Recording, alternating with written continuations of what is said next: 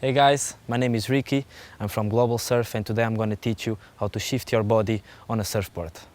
So after we have a proper stance, so our base should be larger than our shoulders. We need to understand that this is like a bicycle. If we don't generate speed, we don't have balance. So the first way to generate speed on a surfboard is laying your body further. For the people that are regular, that have the back foot on the back, you can think in putting your heart on the top of the knee. So your board is going to generate speed. We also need to know that if we are too much on the front generating speed, sooner or later we will nosedive. So we need to compensate the speed, pressure on the front, with the brake, which is slowing down the board, making pressure on the fins.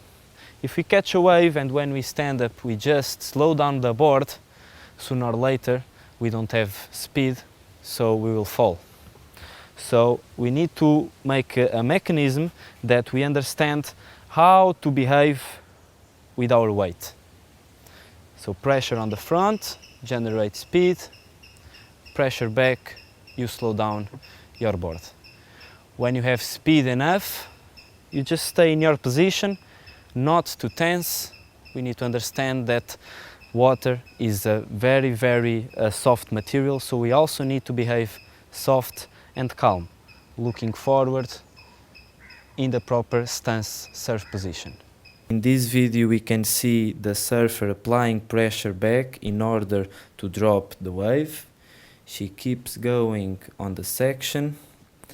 After she shifts the weight forward in order to don't get stuck in the lip so she can finish the ride. Hey guys, I hope I could help you improving your technique.